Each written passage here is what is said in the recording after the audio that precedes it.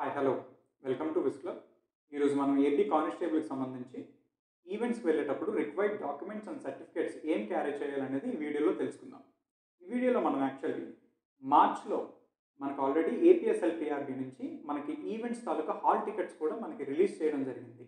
ఆ hall టికెట్స్లో first పేజ్లో మనకి మన అడ్మిట్ కార్డ్ ఉంటుంది. సెకండ్ పేజ్లో list of documents to be submitted by the candidate అని ఒక ఇన్స్ట్రక్షన్ పేజ్ సెకండ్ పేజ్లో ఉంటుంది. మీరు ఎవరైనా గమనిస్తే మీరు ఇప్పటి వరకు ఏ వీడియోస్ చూసారో నాకు తెలియదు, కానీ ఈ వీడియోలో మనం చాలా షార్ట్గా మనకి ఏ డాక్యుమెంట్స్ అయితే కావాలో వాళ్ళు స్పెసిఫిక్గా ఏపీఎస్ఎల్పిఆర్బి బోర్డ్ స్పెసిఫిక్గా మెన్షన్ చేసిన ఈ సెకండ్ పేజ్లో ఏ డాక్యుమెంట్స్ అయితే మనల్ని ఈవెంట్స్కి తీసుకురమ్మని చెప్పిందో ఆ డాక్యుమెంట్స్ కోసం క్లియర్ కట్గా బ్రీఫ్గా మనం మాట్లాడుకుందాం.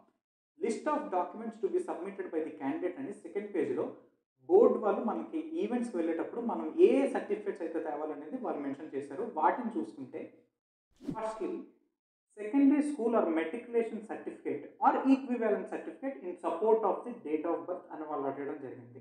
మొట్టమొదటిగా మన దగ్గర మన 10th క్లాస్ ఒరిజినల్ సర్టిఫికేట్ అనేది మన డేట్ ఆఫ్ బర్త్ని వెరిఫై చేసుకోవడానికి వాళ్ళు ఇప్పుడు ప్రతి ఒక్కరి దగ్గర డేట్ ఆఫ్ బర్త్ సర్టిఫికేట్ అనేది ఉండదు కాబట్టి 10th క్లాస్ సర్టిఫికేట్ అనేది వాళ్ళు డేట్ ఆఫ్ బర్త్ని వెరిఫై చేసుకోవడానికి 10th క్లాస్ సర్టిఫికేట్ అనేది తీసుకెళ్లాల్సిన అవసరం ఉంటుంది. సెకండ్లీ ఈ కానిస్టేబుల్ ఎగ్జామినేషన్ అనేది ఎడ్యుకేషనల్ క్వాలిఫికేషన్ చూసుకుంటే క్యాండిడేట్ అనేవాడు 1 జూలై 2022 లోపు ఇంటర్మీడియట్ ఎగ్జామినేషన్ అనేది పాస్ అయి ఉండాలి. జనరల్ క్వాలిఫికేషన్ అయితే క్యాండిడేట్ అనేవాడు 1 జూలై 2022 లోపు ఇంటర్మీడియట్ అనేది పాస్ అయి ఉండాలి. అందరికీ చాలామందికి తెలియని ఒక పాయింట్ ఏంటంటే schedule caste or schedule tribes అయితే 1 జూలై 2022 లోపు వాళ్ళు ఇంటర్మీడియట్ పాస్ అయినా ఫెయిల్ అయినా సరే వాళ్ళు ఈ కానిస్టేబుల్ ఎగ్జామ్కి ఎలిజిబులే. అయితే ఫస్ట్లీ మనం మెట్రికులేషన్ సర్టిఫికేట్ ఎలా అయితే పట్టుకెళ్తున్నామో రెండో సర్టిఫికేట్గా మనకి ఇంటర్మీడియట్ సర్టిఫికేట్ ఒరిజినల్ అనేది మనం ప్రతి ఒక్క క్యాండిడేట్ క్యారీ చేయాల్సిన అవసరం ఉంటుంది.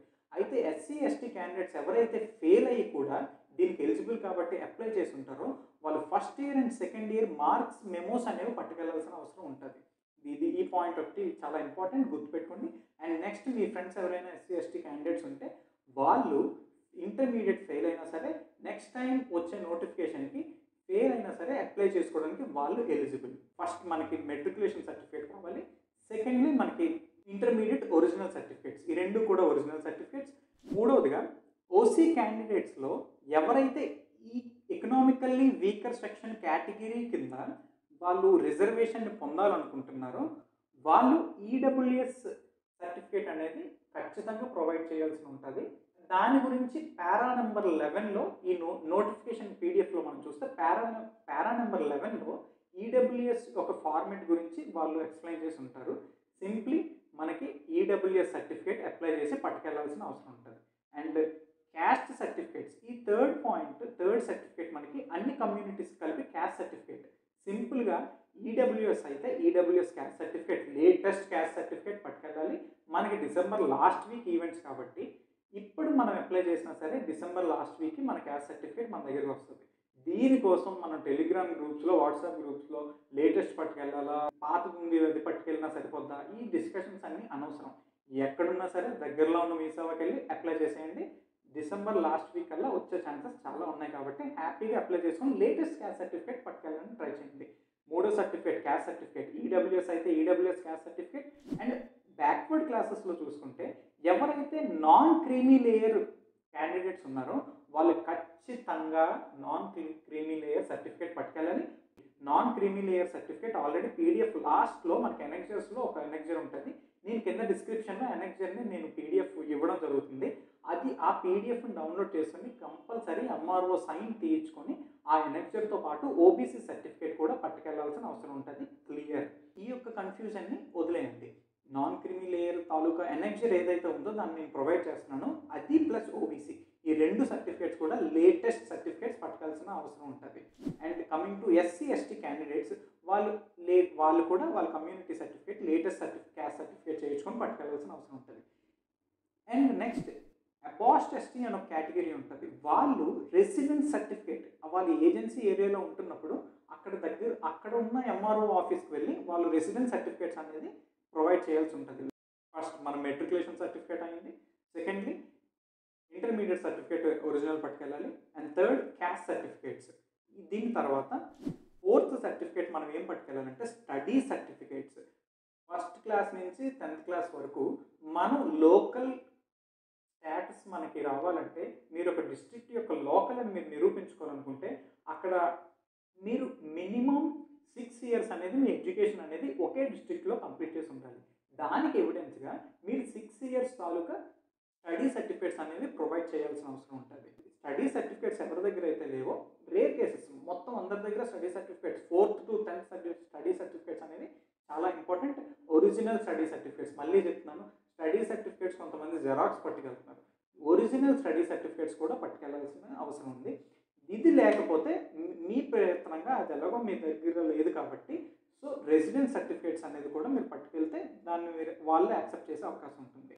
నెక్స్ట్ ఇప్పుడు మనం మెట్రికులేషన్ సర్టిఫికేట్ అయింది 10th class, and secondly intermediate certificate రెండో సర్టిఫికేట్, మూడవదిగా క్యాస్ట్ సర్టిఫికేట్ పట్టుకెళ్ళాలి, అండ్ నాలుగవదిగా స్టడీ సర్టిఫికేట్. ఈ స్టడీ సర్టిఫికేట్స్ ప్లస్ టీసీ కూడా పట్టుకెళ్ళండి.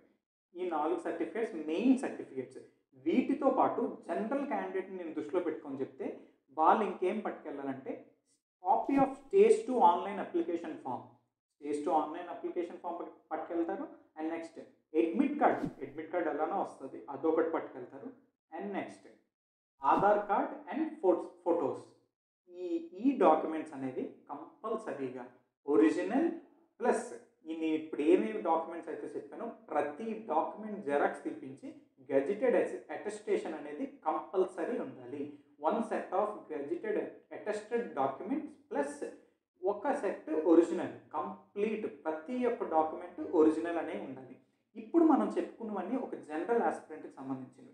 ఇప్పుడు స్పెషల్ రిజర్వేషన్స్ మన ఫేవరెట్ హోమ్ గార్డ్స్ని తీసుకున్నాం అనుకోండి, వాళ్ళు సర్వీస్ సర్టిఫికేట్ని ప్రొవైడ్ చేయాలి. ఎందుకంటే వాళ్ళ యొక్క రిజర్వేషన్ వాళ్ళు పొందుకోవాలంటే వాళ్ళ సర్వీస్ సర్టిఫికేట్ని ప్రొవైడ్ చేయాల్సి ఉంటుంది.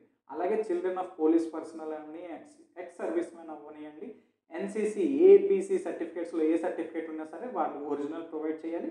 అండ్ నెక్స్ట్ ఈ ఎక్స్ట్రా కేటగిరీ ఎవరైతే రిజర్వేషన్ తీసుకోవాలనుకుంటున్నారో meritorious sports person category ABC అని మన పీడిఎఫ్లో ఆల్రెడీ నోటిఫికేషన్లో మెన్షన్ చేసి ఉంటుంది.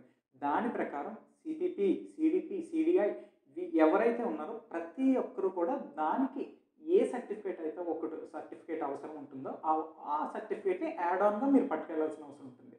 సింపుల్లీ ఈ కన్ఫ్యూజన్ అంతా తీసేయండి. ఇప్పుడు ఏ సర్టిఫికేట్స్ అయితే వాళ్ళే హ్యాపీగా మనకు మెన్షన్ చేసి సెకండ్ పేజ్లో ఇన్స్ట్రక్షన్స్లో మనకి ఇచ్చారు. ఈ certificates original plus attested copies సింపుల్గా ఈ పట్టుకెళ్తే మనకి వీటికి మించి మ్యాక్సిమం రేర్ కేసెస్లో మనకి ఇంకేమి కూడా డిమాండ్ చేయరు. క్లియర్గా మరి ఇంకొకసారి చూసుకుంటే 10th class matriculation certificate, second certificate మనకి ఇంటర్మీడియట్ సర్టిఫికేట్, థర్డ్ సర్టిఫికేట్ ఎవరి కమ్యూనిటీ అయితే వారి క్యాస్ట్ సర్టిఫికేట్, ఫోర్త్ మనకి study certificates, fifth stage 2 online application form, and 6th one Aadhaar card పట్టుకెళ్ళండి, 7th వన్ ఏమొచ్చి మన అడ్మిట్ కార్డ్, అండ్ లాస్ట్గా మన పాస్పోర్ట్ సైజ్ ఫొటోస్ కూడా పట్టుకెళ్ళండి. ఓకే, ఇంకా లేటెస్ట్ ఉండాలా ఓల్డ్ పట్టుకెళ్ళినా పర్లేదా ఇప్పుడు అప్లై చేయండి, లేకపోతే ఇప్పుడు అప్లై చేసినా సరే మనకి ఈజీగా వచ్చేస్తాయి. కాబట్టి అన్నీ లేటెస్ట్ మనం అప్లై చేసి పట్టుకొని వెళ్ళండి, ట్రై చేద్దాం.